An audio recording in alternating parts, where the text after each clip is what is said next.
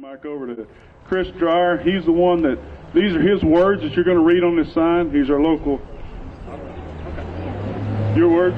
Our words. Our words. He wrote it and put all the commas in the right place. Chris? Thanks, Troy. Thank y'all for coming today. I'm Chris Dyer. I represent the Williamson County Historical Commission, and one thing that we do is we do all the historical markers for the county and get to work with different communities. And I'm actually a jail resident, so this one was very special to me. And I also got to work on Corn Hill, which is right across the street, so check it out as you head on out. And it's great that we have 101 years of history to celebrate, and this is one of the handful of 7 or 8 markers that got approved for this county this year, so it's very exciting.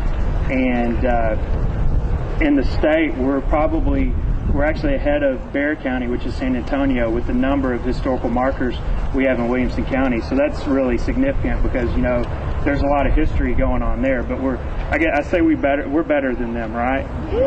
So also wanted to mention we have a few historical commission members here. Will y'all raise your hands? So thank y'all for coming today, and if y'all want to get involved, raise your hand, man. There you go. So if y'all want to get involved with preserving county history, look us up. Also, I have the honor of being in front of the 2 people who actually make it happen, and Priscilla King and Mary Hodge. And if it wasn't for them pressing history and getting it into school, getting these markers done, a lot of the jail history might be forgotten. So with that, I will turn it over to Mary.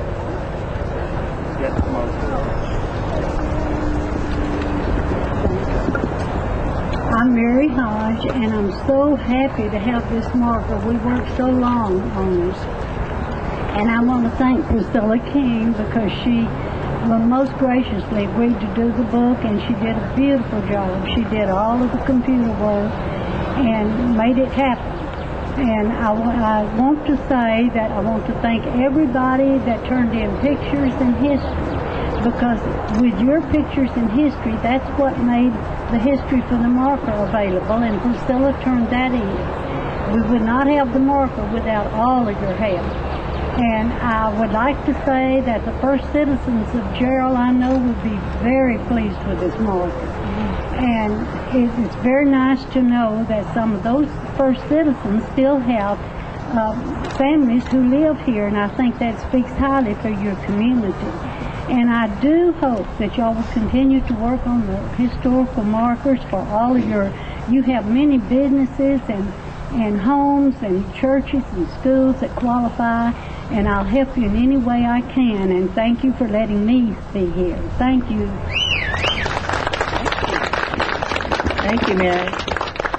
Mary is we'll excuse the fact that she lives in Salado. She's the one that knows the most about Gerald, and she's the one that keeps us on track historically. What an exciting day. Yay. This has been a while coming. And I'm so thrilled that we have this opportunity to dedicate this marker to my hometown community of Gerald. This marker will speak for itself, and Troy's going to read that in a minute. But what I would like to say is, you know what? We may be celebrating something that happened 101 years ago, but what it's really all about is, what do we do from here? Where do we go from here? What do we do with this community? How do we pull together?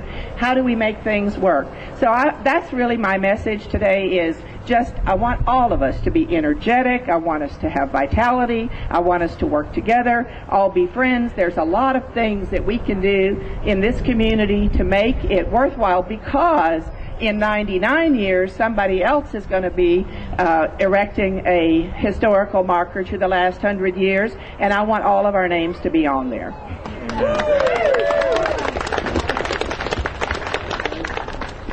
Ms. King, Ms. Hodge, if you would unveil the...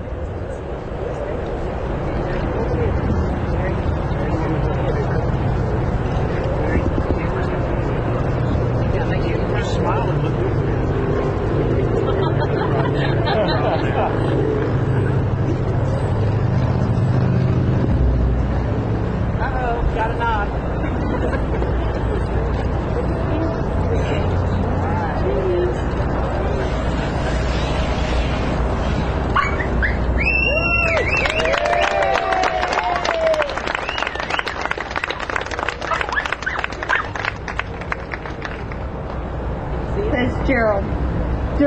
early 1900s, plans were made for the construction of the Bartlett and Western Railway to run from Bartlett to Florence. The line was to serve as a feeder to the MK&T, or Katy Railroad, which passed daily through Bartlett. Temple real estate developer Orlando D. Gerald encouraged railroad executives to direct the route through a portion of property that he leased, rather than through the established town of Cornhill, situated 2 miles to the south. Gerald partnered with E.C. Haber of Bartlett, who provided the capital to purchase the property. Gerald then platted a town site and began to sell lots in December of 1909. By December 1911, when the railroad finally arrived in Gerald, most of the residents of Cornhill had moved to the new town. In fact, between 20 and 25 structures will also move from Cornhill to Gerald. In 1911, E.M. Wilson, a cotton buyer from Taylor, built a mercantile, bank, and hardware shop in downtown Gerald. A post office was first opened in the town on March 8, 1912. Gerald's first school was a frame structure, and a 2-story brick building was constructed in 1916. 3 cotton gins in Gerald processed the crop on which the town was so dependent.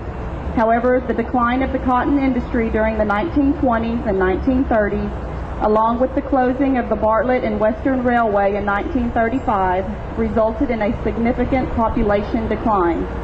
The town's 1914 peak population of 500 declined to 200 by 1930, but again grew to 350 by 1945.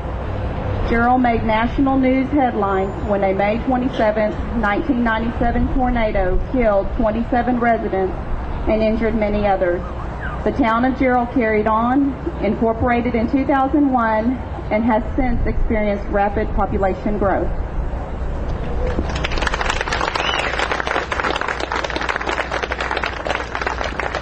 Thank you.